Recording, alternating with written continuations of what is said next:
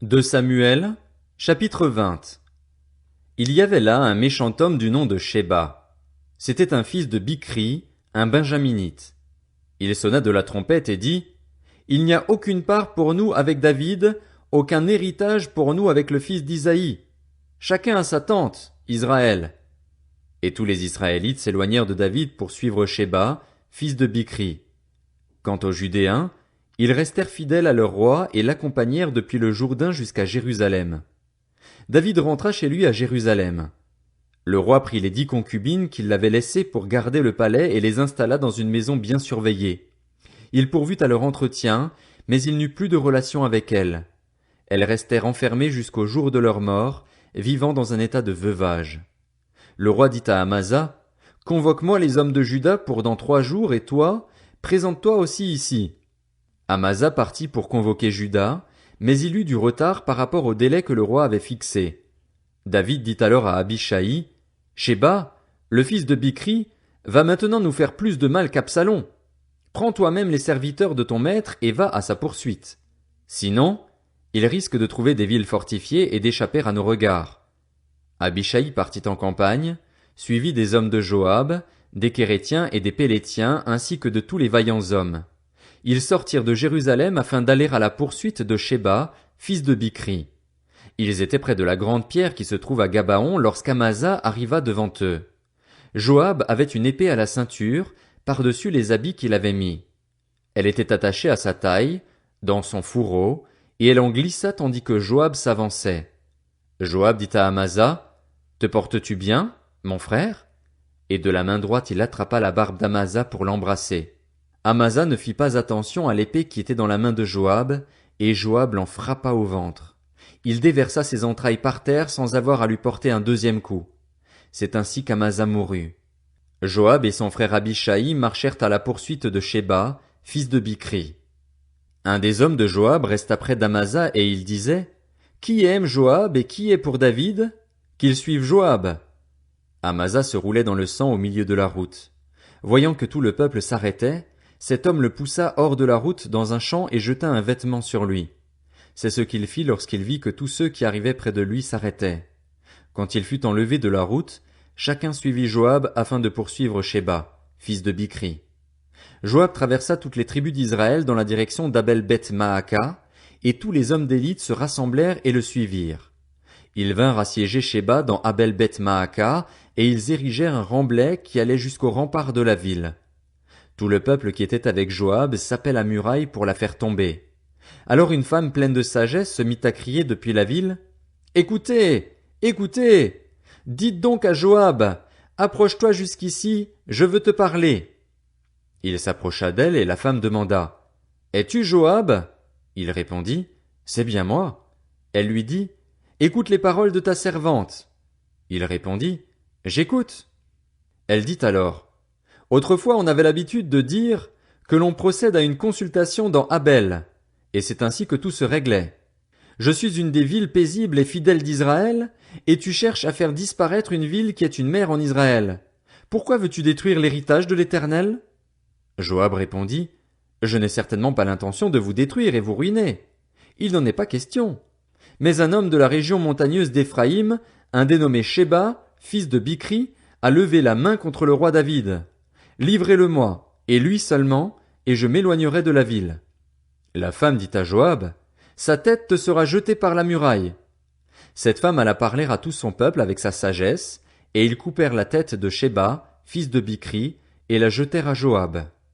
Joab sonna alors de la trompette. On se dispersa loin de la ville et chacun repartit dans sa tente. Quant à Joab, il retourna à Jérusalem vers le roi. Joab commandait toute l'armée d'Israël. Benaja, fils de Jéhojada, était à la tête des Kérétiens et des Pélétiens. Adoram était préposé aux corvées. Josaphat, fils d'Achilud, était archiviste. Shéja était secrétaire, Tsadok et Abiatar étaient prêtres, et Hira de Jaïr était ministre d'État de David. De Samuel, chapitre 21. Au cours du règne de David, il y eut une famine qui dura 3 ans. David rechercha l'Éternel et l'Éternel dit, C'est à cause de Saül et de sa famille sanguinaire, c'est parce qu'il a fait mourir les Gabaonites. Le roi appela les Gabaonites pour leur parler. Les Gabaonites ne faisaient pas partie des Israélites, c'étaient des survivants des Amoréens. Les Israélites s'étaient engagés envers eux par un serment, pourtant Saül avait cherché à les frapper, dans son zèle pour les Israélites et les Judéens. David dit aux Gabaonites, « Que puis-je faire pour vous?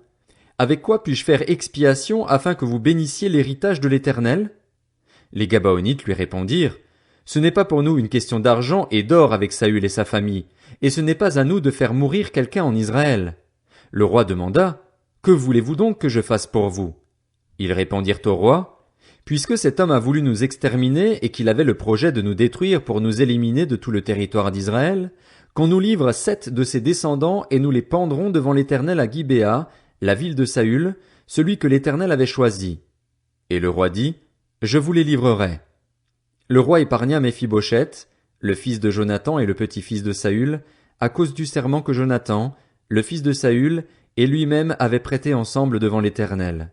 Toutefois, le roi prit les 2 fils que Ritzpa, fille d'Ashja, avait donnés à Saül, Harmoni et Méphibosheth, ainsi que les 5 fils que Mérab, fille de Saül, avait donnés à Adriel de Méhola, fils de Barzilaï. Il les livra entre les mains des Gabaonites, et ceux-ci les pendirent sur la montagne, devant l'Éternel. Ils furent tués tous les 7 ensemble. Ils furent mis à mort dans les tout premiers jours de la moisson de l'orge. Ritzpa, fille d'Ashja, prit un sac qu'elle étendit sous elle contre le rocher, depuis le début de la moisson jusqu'à ce que la pluie tombe du ciel sur les corps. Elle empêcha les oiseaux du ciel de s'approcher d'eux pendant la journée, et les bêtes sauvages pendant la nuit. On informa David de ce qu'avait fait Ritzpa, fille d'Ashja et concubine de Saül. Alors David alla prendre les ossements de Saül et de son fils Jonathan chez les habitants de Jabès en Galaad. Ceux-ci les avaient en effet enlevés de la place de Beth-Shan, où les Philistins les avaient suspendus après avoir battu Saül à Gilboa. Il emporta de là les ossements de Saül et ceux de son fils Jonathan. On rassembla aussi les ossements de ceux qui avaient été pendus. On enterra les ossements de Saül et de son fils Jonathan dans le territoire de Benjamin, à Tséla, dans le tombeau de Kis, le père de Saül. On fit tout ce que le roi avait ordonné. Après cela, Dieu fut apaisé envers le pays. Les Philistins firent encore la guerre à Israël. David descendit avec ses serviteurs et ils livrèrent combat contre les Philistins. David eut une défaillance, et Jishbi-Bénob, un descendant de Rapha, eut l'idée de le tuer. Il avait une lance en bronze qui pesait plus de 3 kilos et il était muni d'une épée neuve. Abishai, fils de Tseruja, vint au secours de David et frappa le Philistin à mort.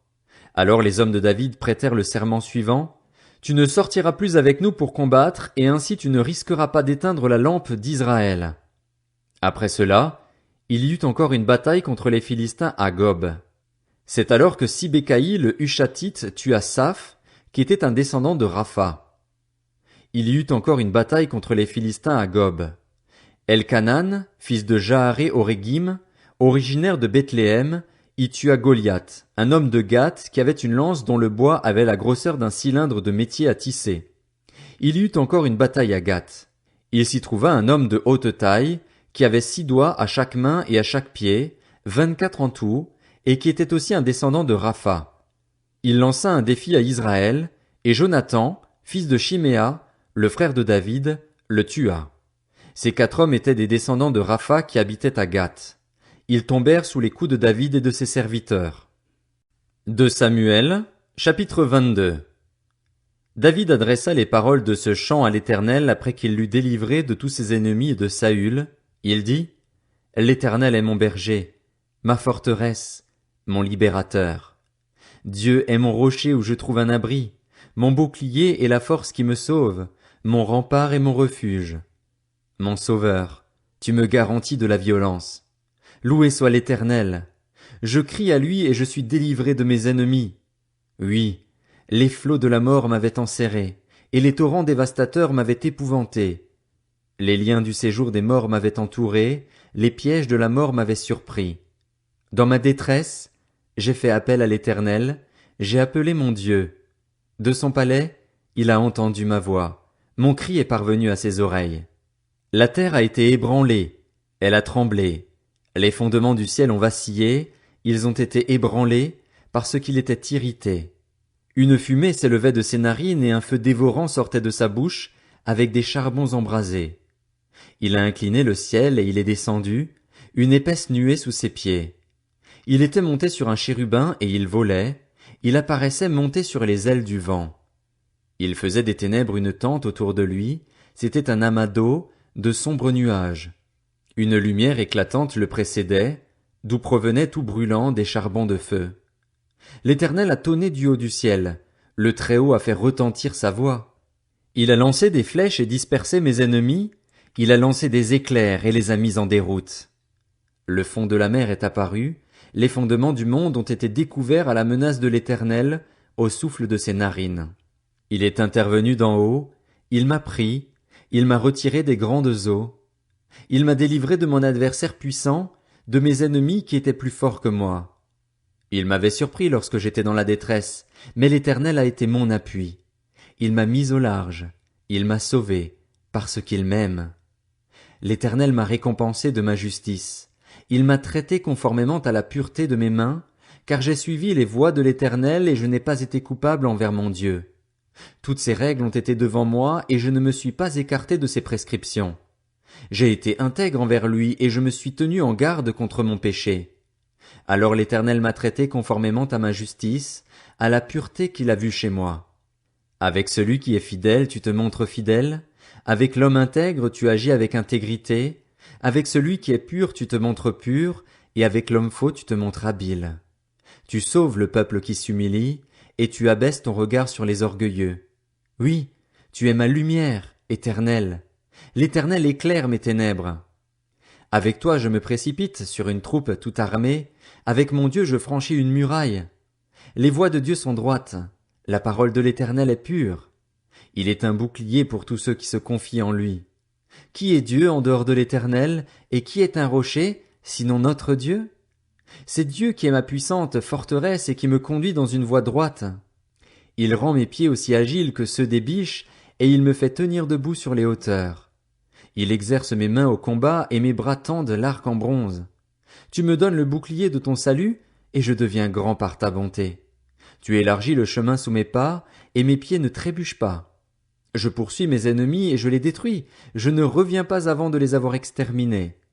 Je les frappe, je les brise, et ils ne se relèvent plus, ils tombent sous mes pieds. Tu me donnes de la force pour le combat, tu fais plier sous moi mes adversaires. Tu mets mes ennemis en fuite devant moi, et je réduis au silence ceux qui me détestent. Ils regardent autour d'eux, et personne pour les sauver. Ils crient à l'Éternel, et il ne leur répond pas. Je les réduis en miettes, je les rends pareils à la poussière de la terre, je les écrase, je les piétine comme la boue des rues. Tu me délivres des révoltes de mon peuple. Tu me gardes à la tête des nations, un peuple que je ne connaissais pas mais soumis. Les étrangers me flattent, ils m'obéissent au premier ordre. Les étrangers perdent courage, ils sortent en tremblant de leur forteresse. L'Éternel est vivant, béni soit mon rocher, que l'on dise la grandeur de Dieu, le rocher de mon salut. C'est le Dieu qui m'accorde la vengeance, qui m'asservit les peuples, qui me fait échapper à mes ennemis. Tu m'élèves au-dessus de mes adversaires, tu me sauves de l'homme violent. C'est pourquoi je te louerai parmi les nations, Éternel, et je chanterai à la gloire de ton nom. Il accorde de grandes délivrances à son roi, il agit avec bonté envers celui qu'il a désigné par onction, envers David et sa descendance, pour toujours.